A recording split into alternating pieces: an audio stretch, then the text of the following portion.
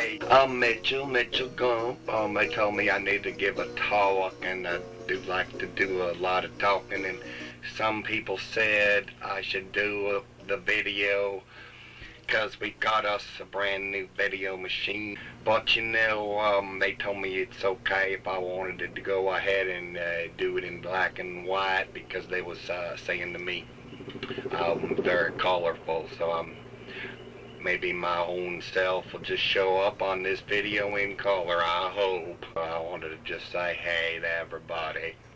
Hey everybody. I was born in a little old town called St. Paul, Minnesota.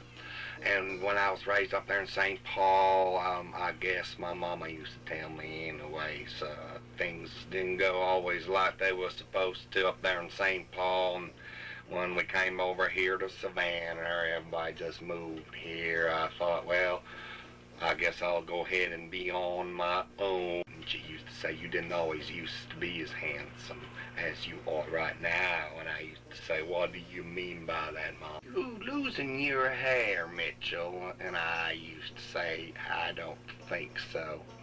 And you know how I know that can't be true? Because I've seen my baby pictures, and I never did have that much hair to begin with.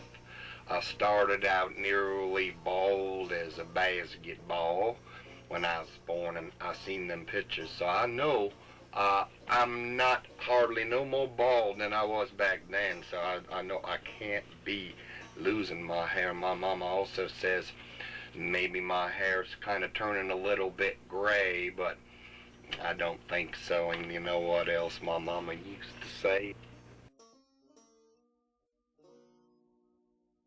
Said what happened, that there was a lot of slapping going on the day that I came into the world. The way I understand it is the doctor slapped me on the behind, the buttocks, like they're supposed to do, and then they looked at me, and the doctor went ahead and he slapped my mama, and then my mama slapped my daddy, and they said it can't be their fault. And then my mama kicked my daddy in the groin, and my daddy kicked my mama in the groin, and then they both kicked the doctor in the groin. And I seen the hospital bill that day, and it cost $60 to bring me into the world, but it cost over $250,000 to fix up that doctor after that. So you know what, I got kind of like off on a rough start, and my life kind of has been a little bit tough sometimes, but for the most part, I try to do good. And when my little old hometown of St. Paul, Minnesota, my mama used to say, why don't you go play somewhere, make some friends? I sometimes heard her say I should go play on the Interstate 35W, and I did that sometimes. And you know what, some of them people on the interstate, they liked me. I think they did, because they used to honk their horns at me when I was on the interstate, and I guess they was just saying, hey, Mitchell, and so I'd wave back and say hey to you too, and everything. Then there were them cement shoes on the 4th of July, the swimming shoes. My mama used to say I can keep them swimming shoes on a little bit longer this year if I want to. I don't have to keep running out of the water quite so fast. Used to say to me, Mitchell, stupid is as stupid does, and stupid you was. And my mama liked me, and I think that she did, but you know what, sometimes I would be doing things which weren't very nice, and maybe I didn't know no better at the time. I used to get yelled at sometimes. My mama and my daddy both used to say to me, now don't ever be afraid to display patriotism. And they used to tell me that they both had patriotism, and I used to think that was something maybe like my grandpa had rheumatism, and I used to kind of like be scared of having patriotism, but I was told it was a good thing. They used to say, Mitchell, don't ever be afraid to display the American flag. And sometimes I used to and still do wear the American flag. And my mama used to say, never be afraid to put the American flag in your ear, but make sure you don't get it stuck in there. So I'm very careful about that. My mama used to say to me, Mitchell, when you go over to your grandma's house, they also have patron and autism. I used to get yelled at when I would do my duty, you know. And my mama and my daddy both used to say, don't ever be afraid. Part of the reason that you're on this world is to do my duty, and every time I did it on the grass, my mama and my daddy both used to say, don't do that there, go in the house and do that. But I tell you what, the family dogs seem to get more respect than me around that place, because they let that dog do it on the lawn, and every time I poo-pooed on the lawn, they used to say, no, don't do that. But you know what, I don't understand this, because my daddy every year used to bring a whole truckload of manure in to put into the garden, and the way I understood it was supposed to be good for the grass and the garden and all the vegetables they would grow in the garden.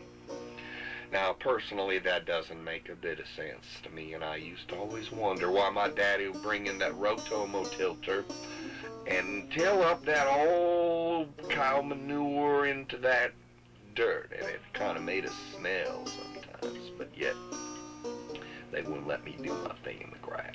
But, you know, I try to do what I can and be as good as I can. I always have. And sometimes up there in St. Paul, Minnesota, my mama used to say to me things like, you know what, Mitchell, there's some candy in that dish for you. You're good. And sometimes at my grandma's house, we could have candy too, and I always never forget some of them candies in Grandma's candy dish. There were those little tiny candy corn things where you had to bite each section off individually, or else you'd have bad luck.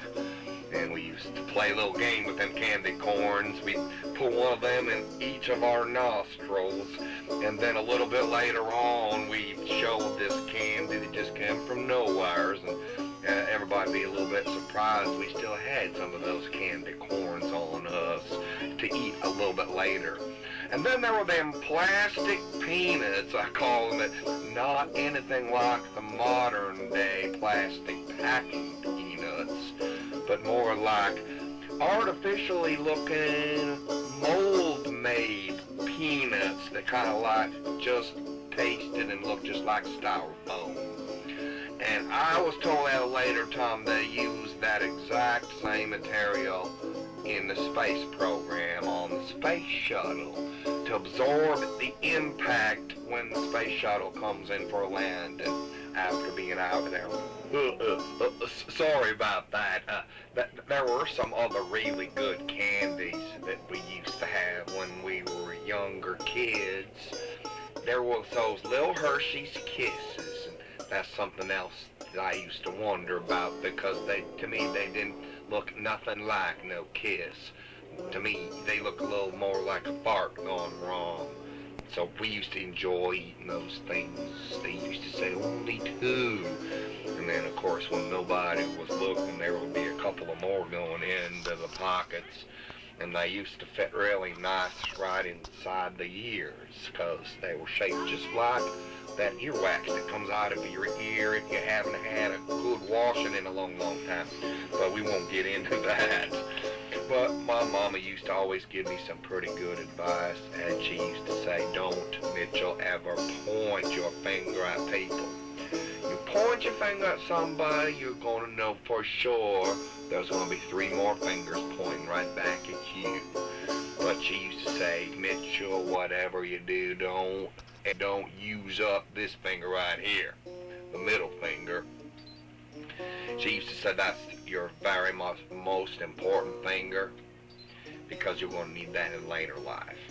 So I always make sure when I pick my nose, I always make sure I use one of my other fingers. I'm going to save this thing for important use in my later.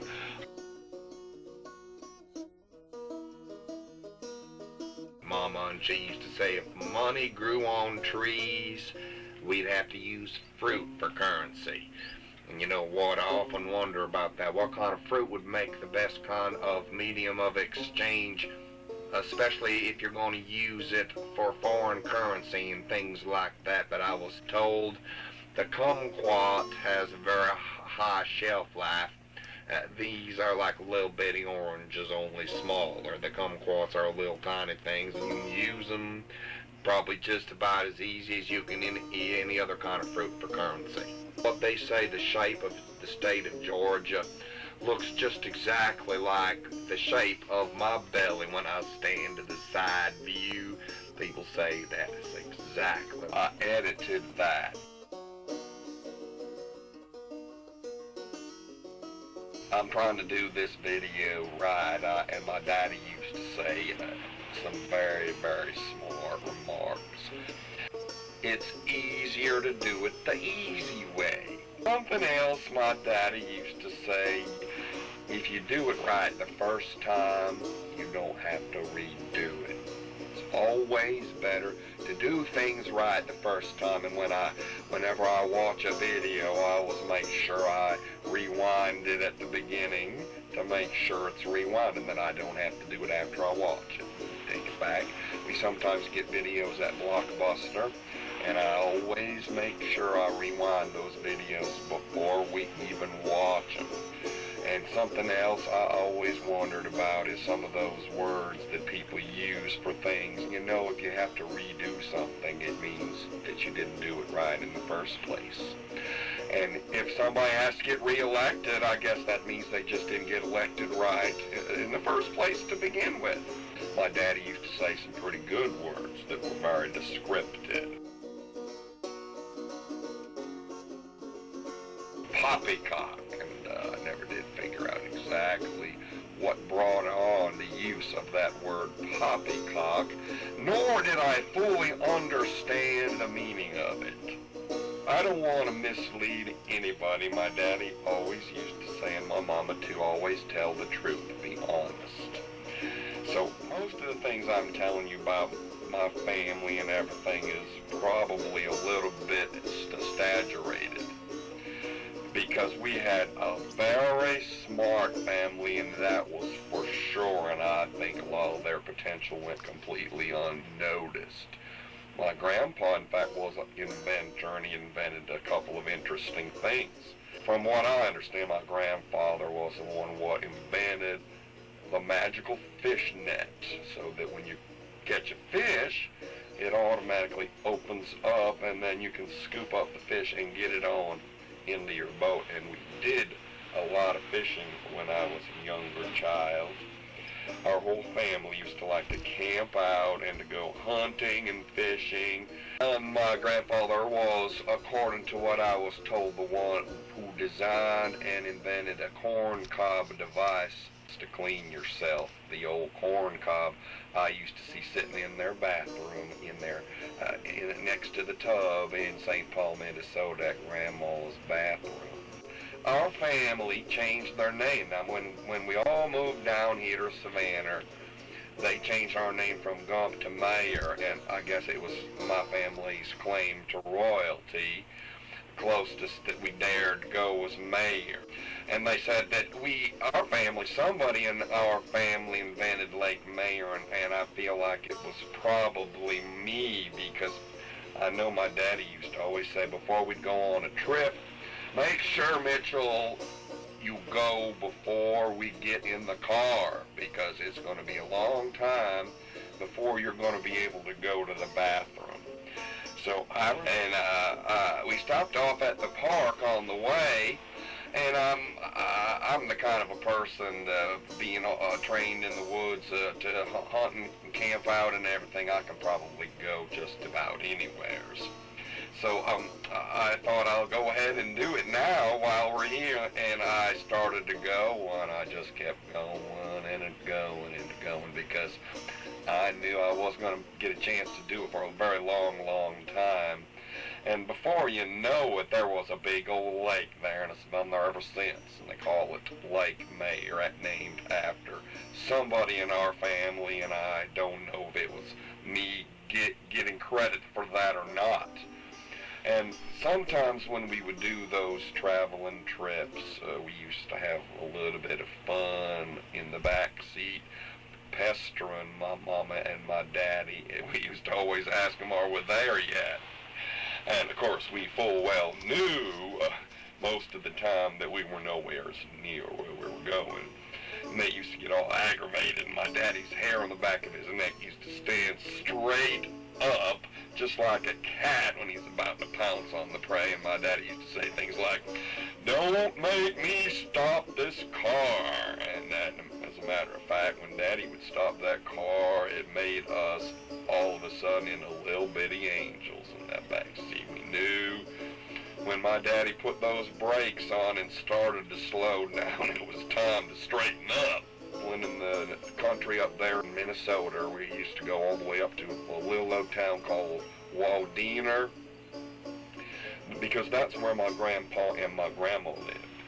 And it used to be such a long, long trip. I was told at a later time it was only about 150 miles. But when you're a youngster, it just seems like forever in the back seat of that old 1956 Chevrolet that didn't have no floorboards in the driver's side. And my daddy used to sometimes have to stick his foot right down through the hole to stop, like Fred Flintstone, when the brakes would be acting up. And sometimes he'd get all mad about it. Had to stop the old-fashioned way. But sometimes we would have such an enjoyable ride, and most of the time you could hear that old muffler going. It was difficult to carry on a conversation. It would be going kind of like a great race car going 600 miles an hour down the raceway. But you know, maybe that's the reason when we used to stop that car in Waldiner, it used to be ever so quiet. And later on, I found out it was because we couldn't hear nothing yet. Go through a little old town was my favorite town, was called Motley. I remember all the names of some of them towns along the route. Motley seemed to be the kind of town where you'd have to kind of like be silent when you went through Motley, because you always thought there was dead people walking around in that little place, because it was a creepy place. All the buildings were like made out of sticks, and they would be halfway falling down in the little old town of Motley. And I guess it was named after somebody by the name of Motley. I reckon he must have been an undertaker from the looks of that town and the way it felt when we would drive through Motley. Taking those trips sometimes was a little bit interesting, and sometimes we would stop along the way and go to the fast food places, and greasy spoons they would call it. And my daddy used to stop using that term, "let's go." He, I guess, didn't want another repeat performance of that incident at Lake Mayer. So he started to say instead, "let's went." Every time we were going to get in the car to go somewhere, he would not say, "let's go." It was always, "let's went." And I can understand that.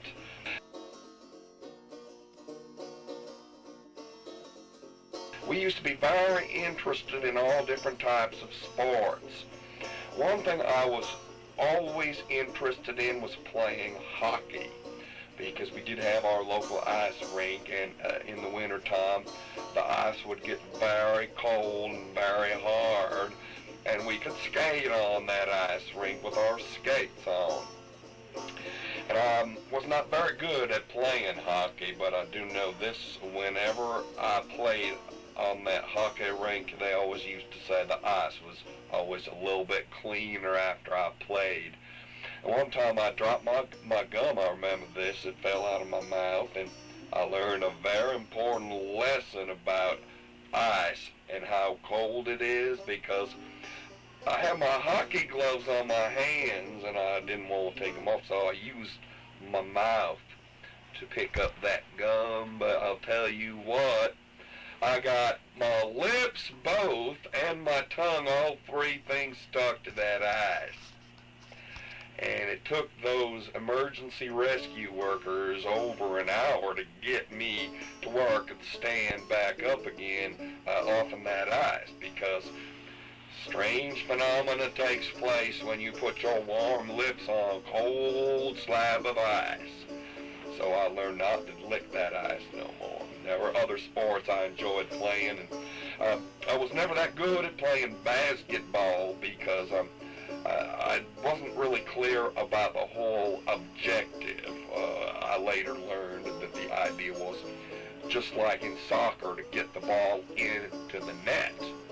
And so I'd sometimes stand under that net and throw that ball up through that hoop, and it would keep coming right back down afterwards. It never seemed to want to stay in that net. And I've seen them tall boys, they were able to take the basketball and get it right in the top of that hoop, and it would kind of stick in that net a little while. But I never had much luck at playing basketball. But I got pretty good at some other kinds of sports like water skiing. On the 4th of July, we used to be allowed to go water skiing, and after I would wear them cement shoes for a little while, them swimming shoes, they used to sometimes encourage me to go water skiing behind the boat. They used to tell me the whole rule was, make sure you hang on and don't let go, and they used to say, Mitchell, make sure you keep your mouth open so that you can breathe. And that boat would drag me through that water on my belly, and I seemed to always have to go to the bathroom a lot after I went water skiing. And we did have some other interesting sport activities, and I learned a couple of things about the interchangeability of different sports apparatus.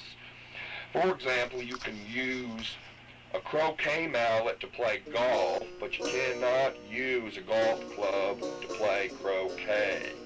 And one time I used my daddy's 3-wood, which was a very expensive implement for playing golf, and I used it to play croquet with, and ever since then that 3-wood didn't work all that good for my daddy. And I learned another thing, you can use a tennis ball to go bowling, but you can't use a bowling ball to play tennis. There are many other important things that I learned about playing sports.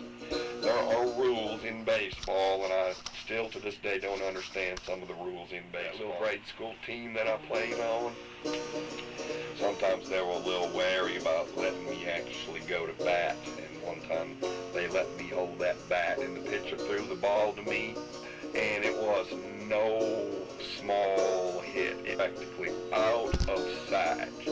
They said, Mitchell, what you got there was a home run. And I said, well, what should I do now?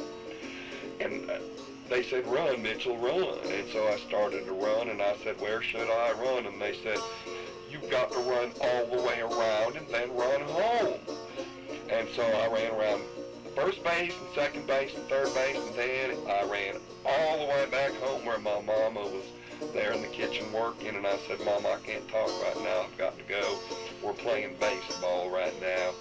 And I had a little bit of bus money in my pocket that day, so I decided I would go ahead and take the bus back. I know I was supposed to run home, but nobody even said how I was supposed to get back. And I accidentally got on the wrong bus and ended up somewhere around Schenectady, I guess. And it took me a little bit of a time to get back there to the game, and they were all gone afterwards. And I tell you what, I don't understand baseball because it was an awful lot of work just to get that 1 point. Used to say she used to have to darn my socks. And I'm starting to think I believe I understand the reason why. Now, I was told never curse, Mitchell. Don't ever use those 3 or 4 very, very dangerous words to use. You get your mouth washed out with soap if you use them. But I kind of figured out that the word darn was okay under certain circumstances. And I know about those runaway socks that my poor mama used to have to deal with. Sometimes you would have a sock that would just completely disappear, and it usually was only one out of the 2 in the pair. And sometimes I figured out, I think my feet sometimes maybe, them socks maybe just run off somewhere. And my mama used to sit them socks down, and I guess she darned them. Just kept saying over and over, darn you socks, darn you, darn, darn, darn. Seemed not to really do much because they'd still get lost all the time. I know something else that was told to us when I was just a little baby boy. They used to say to me, Mitchell, if you want to do your duty, do something to help someone. And they encouraged me to be an organ donor. And I signed a paper, I guess, when I got to be about 8 or 9 years old, saying I was going to donate my organs to somebody in case they needed them. And ever since I've done that, I always used to wonder, could they come and get those organs at any time if they needed them? And my daddy used to use that to make us behave. One of us kids was doing something that we weren't supposed to do, he'd say, now, well, be good or I'll get the liver man out here. And my daddy and my mama both appreciated the fine things in life. And my daddy used to say, son, never separate yourself from classical art. And they used to always tell me it was okay to look at a picture or one of them paintings of a woman. It's okay that she didn't have a whole heck of a lot of clothing on as long as it was done in the interest of creativity and art expression. And my mama used to say, you see that painting there of that Venus der Miller? Underneath all them layers of fat is her inner beauty. And I used to know somebody what had a whole box of art magazines filled with ladies which I was sure had inner beauty. But they seem to have some of that inner beauty coming out in various places, but we won't get into that. I'm sorry about that.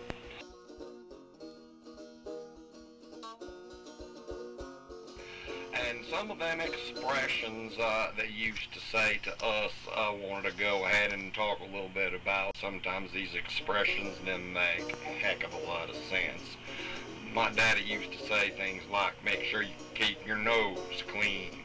And so even to this day, I make sure I always carry my handkerchief with me. And some people said you should also make sure you carry a boogie bag in case you get any of them groceries that come out there that you needed to take care of right away.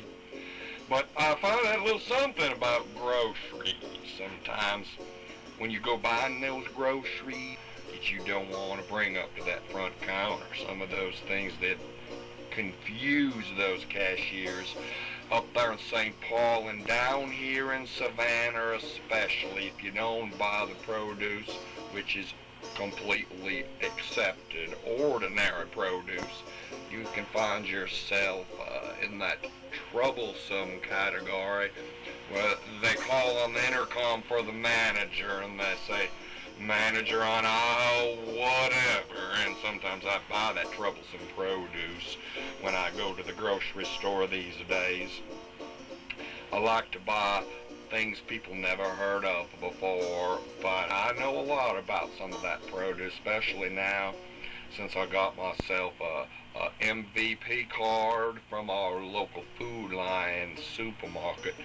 And there are some other supermarkets that gave me those important cards to use, so not only can you get a good deal on some fine groceries, but you can get yourself a good date if you show them cards. All I got to do now, if I want to go out with some woman who I think I like, and maybe she likes me too, I'll just show my Food Line grocery card and tell I'm an MVP. And we can go to the store together sometimes and buy a lot of fancy produce.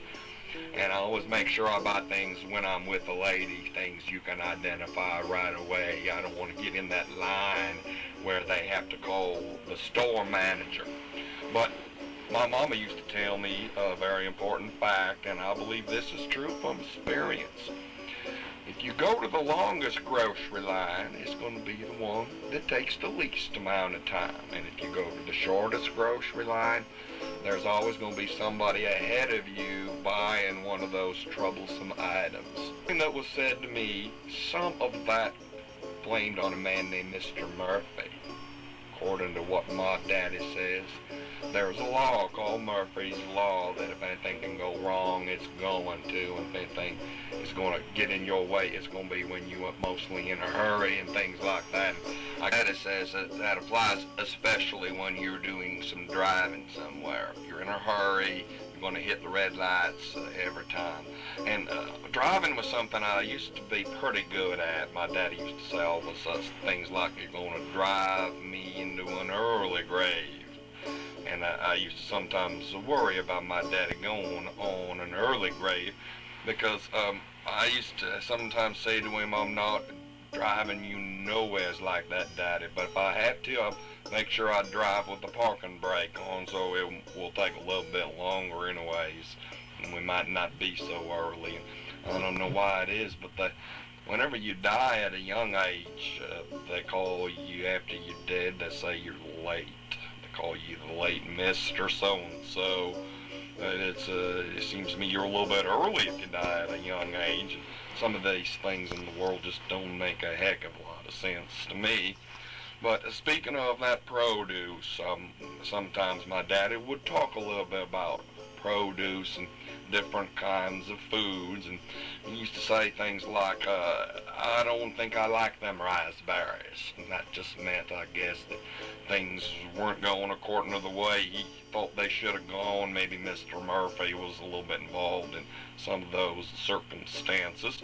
But my daddy also used to refer to things like melons now and then. But you know what, my daddy, I guess, even bought it one day. I came home with a boneless watermelon, and we ate that thing up. It didn't have no bones in it, had no seeds in it, had nothing in there but that delicious watermelon meat. And they say, Mitch, don't eat the rind. It's going to give you a tummy ache. To this day, I don't eat the rind, but later on I found out that the rinds are part of the most nutritional part of the watermelons. And you can even make pickles out of them watermelon rinds. My daddy used to say that word pickle sometimes. He used to say, don't get yourself in a pickle, or he used to refer to other kinds of vegetables and fruit. Apples, he used to say, how do you like them apples? And it meant that you kind of turned something around on somebody. If somebody's trying to do something to you a little bit impolite, if you reverse it and flip-flop the whole situation on them, then you got the right to ask them, how do you like them apples? And there was talk about sowing the wild oats, and I never did quite understand the origin of that expression.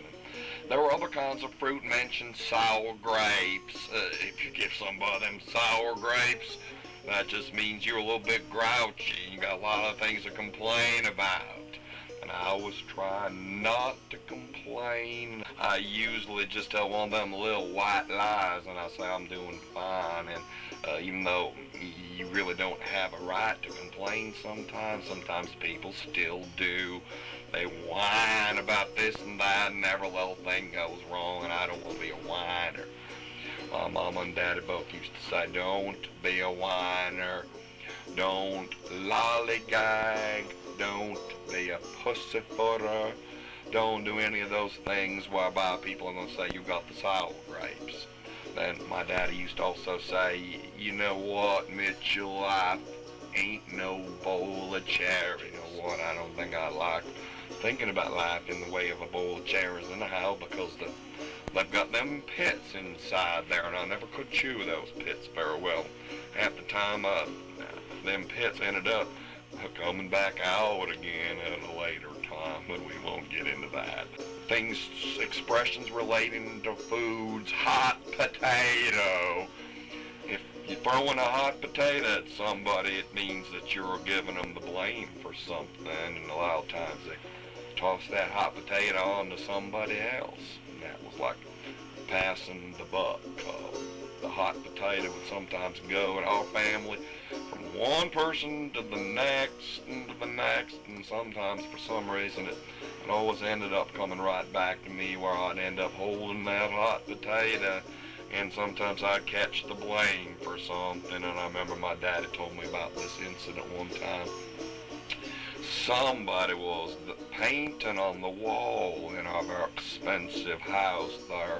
in St. Paul, Minnesota, and they got caught in the act of doing it. And Daddy told me he saw one of us kids, I'm not sure which one it was, doing this marking up on the wall with a big old paintbrush.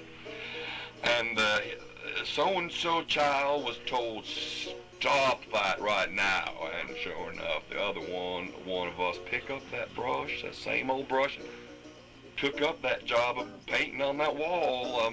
I guess I didn't figure it applied to them when it was said, stop that right now. And sometimes we'd get actually punished for some of them things that we did. And a lot of times, you know, the punishments given to us sometimes backfired a little bit. I remember one of the many hobbies I used to have, besides building model airplanes and things, I used to like to start fires. I was playing with some matches and I set the field on fire across from our house. And the fire trucks came and everything, and I thought it was a pretty interesting afternoon. But then for the punishment, I had to light one match after another. Well, I tell you what, that punishment backfired because I got so good at lighting matches, I sometimes used that later life. And when I got to be a little bit older child, we used to go camping in the wilderness up there, and I remember one time we was up National Wildlife Refuge with the forest land up there, the National Forest. We camped out there, and there were signs all over, make sure you extinguish your campfire.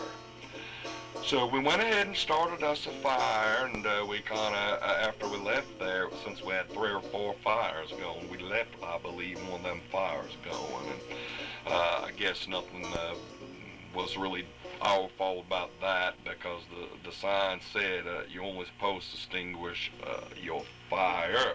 Now, it didn't say nothing about if you make more than one, but later on I read in the newspaper and I saw on the TV about that terrible fire that raged through the National Forest, and I considered myself very lucky to have seen that wilderness area before it was destroyed by fire. One of the punishments I used to have to endure was when I would say a bad word, they would wash your mouth out with soap to teach you not to say any more of those bad words. But I'll tell you what, nothing makes you want to curse more than having a nasty pea put into your mouth. It makes you curse up every word you know and some that you just don't even know yet that you're learning. So that was one of them punishments that backfired, and some of those other things they did to us. I remember a couple of times I used to have to go to the bathroom sometimes in the woods when we were hunting, and one day I did my business on one of them electric fences that the farmers used to keep the cows inside the certain areas. And for punishment, guess what I had to do? We're not going to get into that, but them places we used to go to up there in them northern woods sometimes were very, very interesting. It was like an adventure. Sometimes we'd encounter things like one time there was an old rusty old hand crank pump. One of those pumps that you had to prime the pump before you could get the water to come out of it. And I never did understand that. You got to put water. Sometimes those old rusty pumps could actually give you water. And one day we was hunting up there in the North Woods, and there was one of them old rusty pumps, and there was no water coming out of it. We cranked on that thing with both hands till one got tired. We used the other hand. You get no water on that, but my daddy had a little trick and told us kids to close our eyes and turn our heads. And when I turned my head back again, I saw my daddy standing up against that pump well, anyways, it worked pretty well after that. My daddy said, go ahead and try it. And we pumped us out a whole bunch of water. And then one other day, we didn't have my daddy with us, and we was in the woods, and we came across that old pump again, and we were a little bit thirsty. None of us had any kind of water, and I figured out what my daddy had done that day to get that flow and that pump started, and it was primed up so that you could get that water. But none of us at that time had to go, and there was nothing to drink anywhere around except that Xerox antifreeze that we used to keep in the trunk for emergency use. And so we was drinking that Xerox antifreeze, and still nobody had to go to the bathroom. We tried a little bit of that liquid that comes out of the radiator, that old rusty fluid, and my mama and my daddy both used to say, oh, that rust in that is always good for you. It's got iron in it. But anyway, finally, one of us got enough of our ability to go to the bathroom restored so that we could go get that pump going. But I tell you what, it's a heck of a lot of work sometimes to get one of them old rusty pumps going. But that iron in that pump, I think it was a very high nutritional value.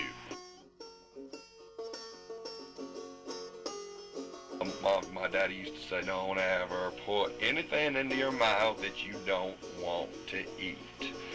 And of course, every time we would eat the lead of them pencils in our mouths and chew on them anyhow, I thought we'd go ahead and try to eat them a few times. But later on, I found out that lead was not only high in nutritional value, but it was also very poisonous. And so we stopped eating the pencil leads, and we went straight for the outer coating, which is the little yellow coating, which is crispy and delicious. We later found out that also contained some amounts of lead in the paint, ink, and the mercury. And found out something else very nutritious was that dirt that used to get all moist around our house in the springtime. Up there in St. Paul, and that snow would melt, it would wash all those nutrients down into the soil. And they said that the soil up there in St. Paul was some of the richest soil in the country. And I used to enjoy that. They used to say, Mitchell will make you some mud pies. And the neighborhood children every springtime would come over and make them little mud pies and feed them to me. And I used to think anything that you call pies got to be good. And so, of course, that was delicious, simply. And I sometimes ate more than my share of those mud pies. Sometimes I'd come home with all this dirt around my face. And my mama used to say, Mitchell, you been eating that mud pie again? And I kind of sometimes told a little fib and told her no, but I think sometimes she knew just by the way I was smiling that I probably had been doing that mischief out there in the yard. Sometimes my mama would lose her patience with me during the summertime, especially when we would have nothing to do. We'd hang out in the house and try to ride on that vacuum cleaner when my mama was going back and forth across that carpet trying to get all those cooties out of that carpet. We did have a couple of pets around that house, and I remember there was that big old cat named Morris.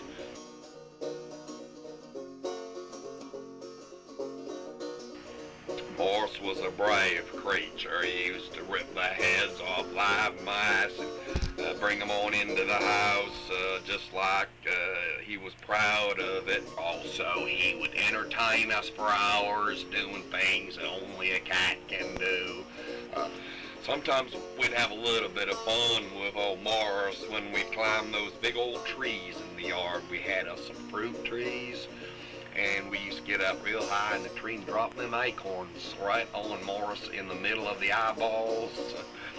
And he had no concept of the dimension up, where it come from, and sometimes we just laugh at Morris because he didn't know the top of the tree there where he climbed sometimes. But sometimes he would do a little bit of mischief in the yard just like I used to do. He used to be proud of it, but then he covered it up afterwards, which is what those creatures do. Sometimes, as I said, my mama will get a little bit ticked off at some of our behavior. She used to say things like, don't aggravating me, you'll get my goat. Always wondered about that. You get somebody's goat, are you supposed to give it back afterwards? So what exactly is a goat, and why would you want to get it in the first place? But I know about my mama and her idea of royalty. She used to tell us if we were naughty, she used to say, I'm going to crown you.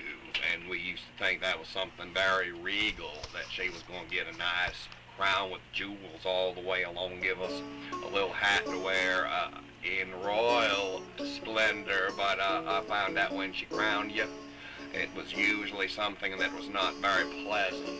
She sometimes used her rolling pin to crown us, and the way she used to put it, I'm gonna knock some sense into you or beat the devil out of you. Sometimes he did some foolish things, so ever since they used to say everything we did that was a little strange was tomfoolery. I know that this is a free country. Sometimes here in America, things are not exactly free. However, I know it's probably very expensive to live in the United States. It's probably one of the most expensive countries that a person could choose to live. And even though it's a free country, sometimes you spend all your money on what I call that cheap crap you buy.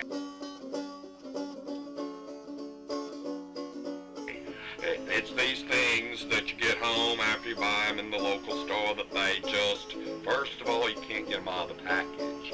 Then they simply do not do what they were supposed to do according to the advertisements that you'd see on the television.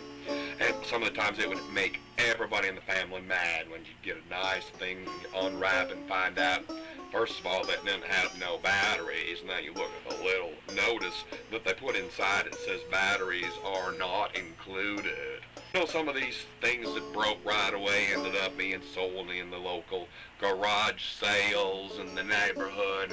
And I guess it was a pretty exciting thing when you'd find an item at a garage sale which was a very good price. And sometimes they had to nearly give away some of those things. And I guess every time the ladies would buy something that they didn't really want, they'd go ahead and resell it. They'd get all together and discuss what they were going to sell to whom in the neighborhood and at what price. And sometimes I believe these ladies bought the same item over and over and kept lowering the price every time. And I guess it's pretty exciting to get something for nearly free. Even if it's something you've seen before, it's all new when you bring it in after paying nearly nothing.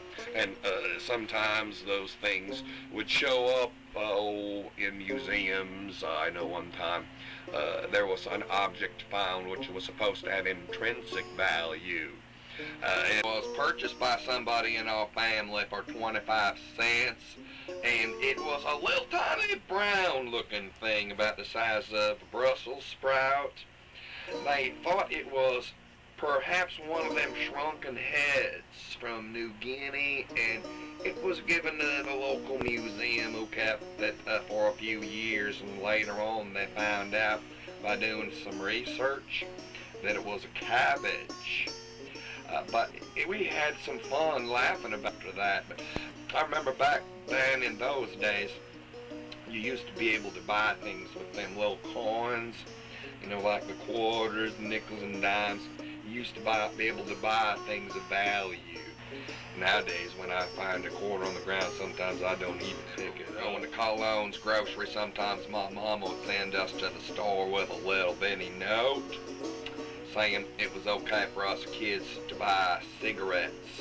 And my impression was I was supposed to bring them cigarettes back to my mama afterwards, and sometimes those cigarettes kind of got diverted, and a couple of times I used to have to say, "My mama, I'm sorry, mama, but them cigarettes got stolen." Some of them candies we used to buy at Cologne's groceries were very, very interesting. They were them little wax lips that you put in your mouth, and Made you look like some kind of a cartoon character with these big old wax lips that were bright red.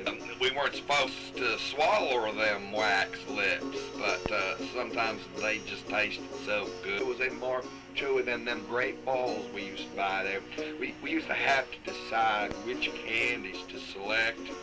And the lady that ran Cologne, Mrs. Cologne, I guess was her name, she used to stand there oh so patient while we looked over them candies at the candy counter, trying to make our selections. And we sort of acted like we were big spenders. We sometimes had us a couple of quarters. We wanted to make sure we spent that money very frugally. And we wanted to make the right decisions. Mrs. Cologne, sometimes she'd just roll her eyes up all the way back inside her head, just hoping one of us kids would hurry up and make our decision about them candies.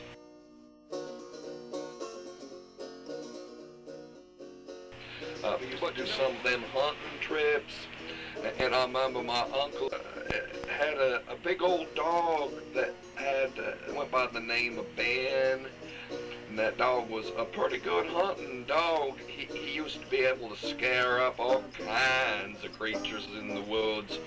Sometimes Ben would be allowed to run free around them fields and everything. And we used to have a good time going through Ben after to find all them artifacts, which would be in his fur. There would be things like old science experiment looking things, things you didn't even know how to identify. Sometimes they were alive and sometimes they weren't. They were little sticker looking things, kind of like them little sandburrs that get stuck in things when you walk through in the fields up there in Minnesota. Sometimes my uncle would get a little bit angry with my cousin. Sometimes he'd say things like, I'm gonna give you a licking. And we figured out by deducing it that he was not talking about a friendly lick. It was more like something a little bit unpleasant, and I've never seen my cousin get one of them lickings, but I know he was told he was going to get it when we got home. But we had a good time walking through the countryside, carrying all our equipment with us. Sometimes one of the most fun things about those trips, or hunting trips, was driving around in the car looking for a good spot to walk.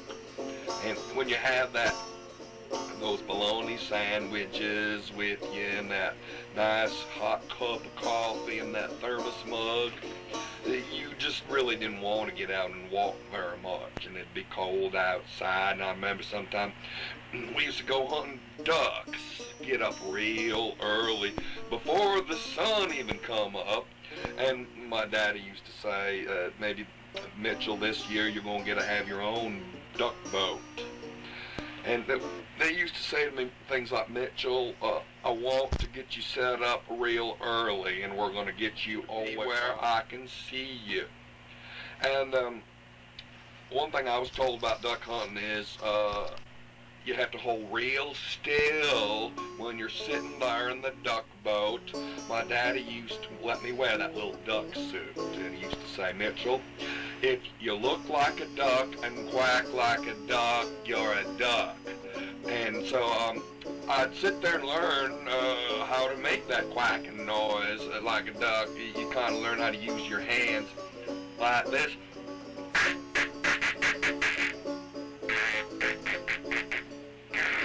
Well, I'm not that good at it anymore, but I'd sit there in that duck boat quacking and quacking, and as soon as that sun come up, all them hunters would start to shooting, and my daddy used to say, don't worry about the pellet. They're just coming out of the sky, and on them shotgun shell pellets, and it just about everything I had on me, and inside my bologna sandwiches and everything.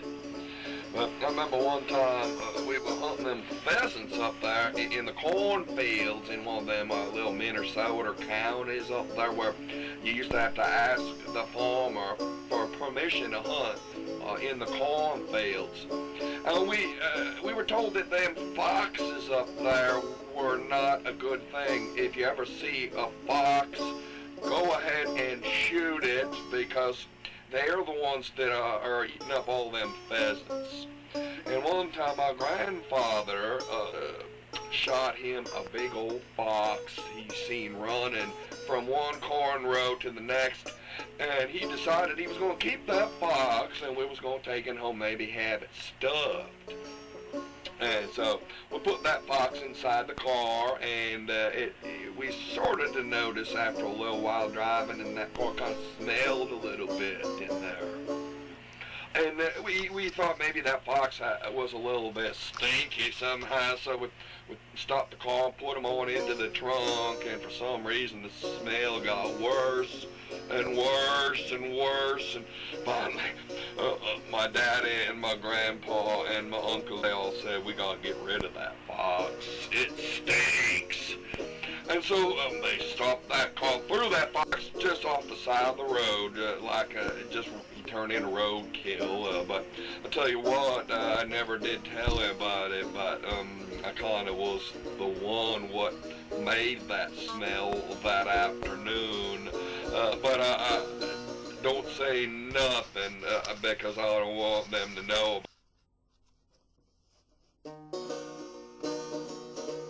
If we encounter something smelly like that, sometimes my mama used to say, it stinks to high heaven. And I never did figure out why they always blame things on heaven. Sometimes my mama used to say, for heaven's sakes, stop that, Mitchell. You know, you're full of blue mud. And I guess what that meant is that you weren't really telling the truth, that you were exaggerating a little bit, maybe. And then there was some expressions which were very descriptive, like if you're in a hurry and you're going real fast, you're going lickety-split.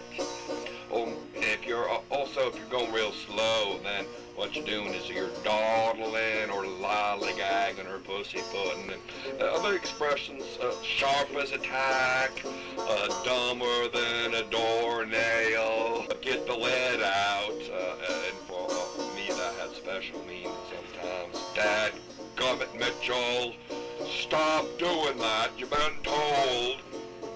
And dadgummit, I figured that was a little modification of a different expression, rearranging some of them letters to try to make it seem like it wasn't quite so bad. But Jiminy Cricket, what that meant, I don't know really. But then my daddy used to say when he was a little frustrated, not to the point of being angry, but he'd say, oh, criminally, for crap's sake, doing that for ages. Coon's age, when you're feeling under the weather, sticking to your guns. When you take the cake, you bet your bottom dollar. Involving betting, he used to say, I bet you $1 to a hole in a donut. But to me, a hole in a donut doesn't really have much value, nor really does $1 these days. We were being rambunctious, said that we were going like 60. And back then, 60 miles an hour was pretty fast.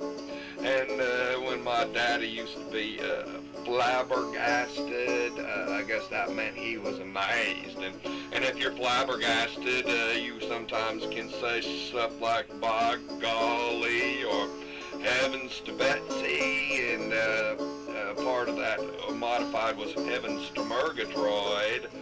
And I don't really know if there was somebody named Betsy or Murgatroyd, but to me they sounded like the names of horses. So I understand my mama used to have a cow named Bessie, and Bessie used to give that look, I guess, chewing its cud, you know, kind of like the look that them cashiers give you when you bring up one of them troublesome items to the grocery line. But I was told about Bessie used to make that sound, you know,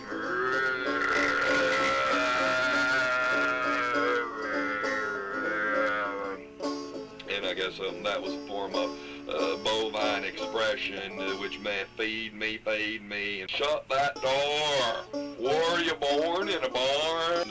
About keeping the barn door closed because of them horses and cows sometimes would give birth in there, I suppose. Make hay while the sun shines. And sometimes my daddy used to say he's going to do things about putting things where the sun does not shine. And I guess that was a way of getting us to be, hey, get on the ball, get on the stick. But to me, there's a big difference there. It's a lot easier to get on a ball than it would be to get onto a stick. Told that my daddy was going to cook my goose if I was not good, and I never did own a goose. My mama probably had some chickens up there in Minnesota on the farm, but geese used to wander all around Lake May, and they still do, and they sometimes come right up to you and they peck at you. And sometimes we have a good time scaring them geese. What you do is you make that sound like a fox. You know, that sound that comes deep down from your diaphragm and goes, and them geese just get up and they try to fly, but them geese at Lake May, they don't fly, they just waddle a bit. Sometimes they go lickety-split. Why don't you kids go fly a kite? Hoping that one of them kites would take us into the wild blue yonder, and that when you go fast and do something right away, they would say, make it snappy. Say, oh, my aching back. Monkey business was oof-ta. When you lifted something, for example, if you were irritating, you were a pain in the neck or pain somewhere else in the body. And if you were pretty much agreeable to something, you would just say things like okie dokie. Perhaps that was one of them words where it came from a different language, like maybe the Norwegian or German, which was in our family. And if you were a rabble-rouser, you are a troublemaker. You're darn tootin'. That means, I guess, that you're agreeable to something in a very extreme way. Pipsqueak is somebody really puny and irritating. They sometimes used to call me one of them. You're hot under the collar, you're angry. If you say, for Pete's sake, for the love of Pete, you're nuttier than a fruitcake. That's the same as being off your rocker. And that is assuming you were on your rocker to begin with. Like if you're an employee and you're a disgruntled employee, that means that you were never gruntled right in the first place. And if you get a little bit fed up, that means you've had it up to here. I guess anything beyond that would be more than a person could handle. Be a big shot or smarty pants, or you could be spiffy. If you were spiffy, that means you look nice, and you could do things when you were spiffy, like go to town. That meant you were doing it very quickly. When you do something and you're going to town with it, that means that you're not dawdling in the least. And if you were a very, very smart person, it was said that you had your head in the right place. Something keen, and I guess that meant everything was very, very nice. Or doing something where you drive somebody up the wall, that meant they were really, really frustrated. They were trying to get away from you. You never wanted to drive an adult up the wall. That meant they were the hair was standing straight up on the backs of the neck like my daddy. If you were discombobulated, that means you're confused. If you're famished, that means you're hungry. If you're riled up, you're angry. If you're good as gold, you're very valuable. If you get by the skin of your teeth, that means you just narrowly escape something very horrendous. If you do something till your heart's content, that means you've had enough. If you've done it until all get out, you've done it all the way so that you can't do anything anymore. It's time to eat, my daddy used to say, come and fresh. And then if he wanted us to come quick, he'd say, shake a leg, let's go fast. Get your butt in gear, get your rear in gear, I guess, man, do it quickly. Sometimes cool your jets, cool your heels, in a jiffy, baloney, cotton picking, dilly-dally, $2.98, go jump in a lake, hit the ceiling, hold your horses, I'll be doggone. it dawned on me, keep your shirt on, the whole kit and caboodle. Half a notion, didn't even want that other half a notion to ever come into the picture. Them are some of the expressions: smashed to smithereens, darn tootin', worth a red cent, a wise guy, tickle pink, watch your step, watch your mouth. We sure had fun with that one, trying to imitate that we were looking at our own mouths. You thank your lucky stars if somebody's a spitting image of somebody. That means they look exactly like them. The whole shebang is kind of like the whole kit and caboodle. If you pull a fast one on somebody or pull the wool over their eyes, you're doing something to fool them. When you have to wet your whistle, it means you're thirsty.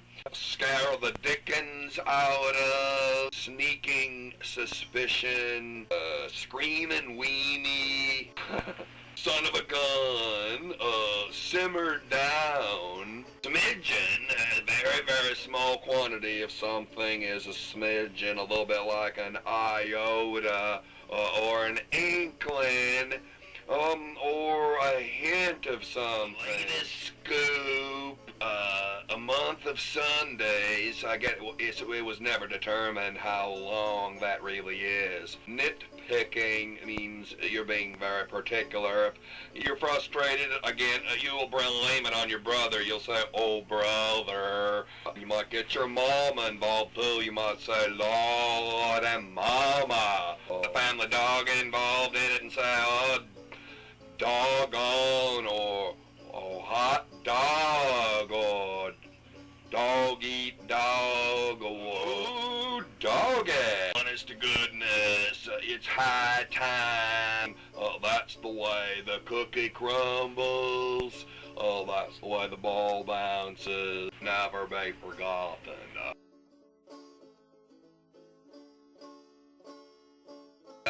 I want to mention one more thing. Some of the things I'm very proud of in life are some of the things I'm good at. I've always been good at eating. It's one of the things I do best. I'm good at lying down. You've noticed I've been doing that for the entire course of the video presentation. And I've also been told I was issued, due to my extraordinary ability to eat large quantities of food, at a very young age, they issued me a birth certificate. One to be the belcher in our family. They always used to say, Mitchell, you're full of a lot of hot air. Sometimes that hot air will come out the other end, but we're not going to mention anything about that. We've already done that and earlier in the presentation. But, you know, after I was issued that birth certificate, most things that I ate didn't bother me. I can even eat crystal chili. I can eat some of those White Castle hamburgers, which are very similar to, as my daddy used to put it, sawdust. And I remember something else which we used to be given to eat when I was a youngster. My mother called it karoob. And she worked very hard at getting us to be able to pronounce that word correctly. Karoob was, I guess, the exact same recipe as plaster of Paris. It was the flour mixture where you could even use whole wheat flour to make kroob, but the secret about why kroob is so delicious was what you put inside there. You would put delicious pork sausage. You could put anything in there, even chocolate, as long as you put all that flour mixture around, drop in boiling pot of water. It was going to be delicious. You know what? Anything can be made quite delicious if you put gravy on it. You can even eat rocks as long as you put plenty of rich, delicious gravy on top of them rocks. You can even eat, if you really want to, if you really got your mind set, grits. And the only way a person can eat those things is if you put plenty of gravy and plenty of butter and plenty of sugar on that, because those grits are kind of like that same recipe as Grummp, except it's the recipe after the plaster of Paris has hardened. And here in Savannah, they eat a lot of grits. I don't think we really want to examine the recipe for them green grits that they serve all over Savannah on St. Patrick's Day. St. Patrick's Day is like a holy day. People very religiously get a little bit into the green beer, and they say that the annual greening of the fountain here in Savannah on St. Patrick's Day. But then there's also what I refer to as the yellowing of the river. But we won't get into that. Good at eating was barbecue. A true fact is, anything can be eaten as long as it is barbecued. You can have barbecued beef, barbecue pork, barbecue turkey, barbecue chicken, barbecued shrimp, rotisserie barbecue. You can barbecue even a probably old rat, and it'd be delicious as long as you put it on a slow roast on the barbecue with plenty of barbecue sauce. You can have barbecue pickles, barbecue roast beef, barbecue pig knuckles, barbecued green peppers and mushrooms, barbecue tomatoes, broccoli, barbecue cheese, Boston butt, barbecue watermelon rinds, stewed tomatoes on the barbecue. You can even barbecue.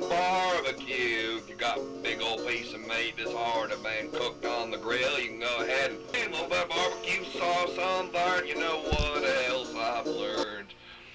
You can enjoy your meal a lot more if you have a little bit of wine. Personally, I don't do any more drinking, but they say the best wine to have with barbecue is a Schlitz malt liquor. It seems to bring out the flavor in some of those barbecued meats. St. Patrick's Day here in Savannah, there is a lot of Schlitz malt liquor consumed per capita. Our population increases about double here on March 17th for our St. Patrick's Day party that we have here in Savannah.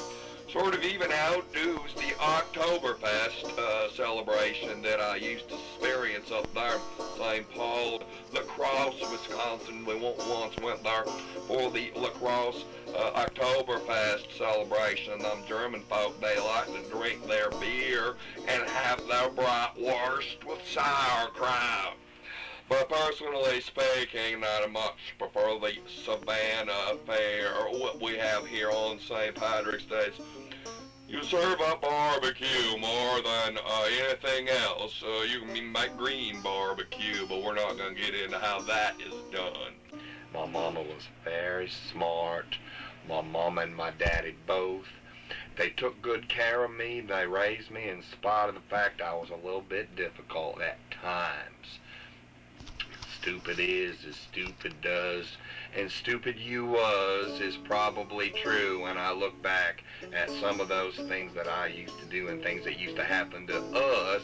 And I also have a brother, Forrest Gump, and he got famous and they made a movie about him, and they never made no movie about me, and I guess it's because I wasn't famous enough.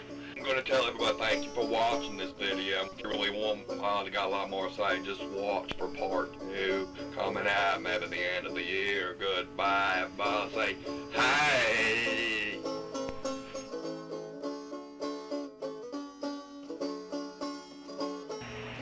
Detective Mitchell Mayer here. The previous video is entirely fictional with a few true facts thrown in. Any resemblance to characters, living or dead, is purely coincidental. Copying of this video is encouraged. I, Mitchell Mayer, am not responsible for any forest fires anywhere in the world. I am also not responsible for misuse of this video. Children under the age of 11 should not view this video unless supervised by an adult. The following statement shall be made in accordance with applicable laws of the county of Chatham here in Georgia. Hitherto and wherefore by this video is not to be misused or in any other way misconstrued. The relatives mentioned are very good people. There was no child abuse involved in the life of either me or anyone else in the video portrayed.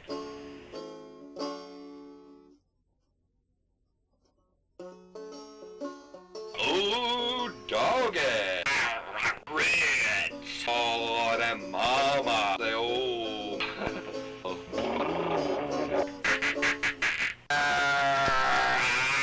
Spiffy. Oh. Shake a leg, man. Say, oh. Sauerkraut. The kumquat waddle a bit. It came from us. Some keen. Mud pie in each of our nostrils. He always looked. Wiener Sturmiler, are we there yet? He said, run, Mitchell, run. Gonna do your duty. Poppycock, the middle finger. Plastic peanuts, the old hand crank pump. Used to be so quiet. 3 things stuck to that eye. Fancy produce. Hot potato. Stop that right now. For the love of Pete. Trying to imitate that we were looking at our own mouths. It stinks. You're full of blue mud. It's that cheap crap you buy. Crispy and delicious. You're a duck. It stinks to high heaven. We gotta get rid of that fox. Dad, Gummp, Mitchell, Jiminy Cricket. Dumber than a doornail. Until all get out. If you were discombobulated, get your butt in gear. For crap's sake, scare the dickens out of. Had it up to here. My aching back, flabbergasted. Monkey business was barbecue cheese.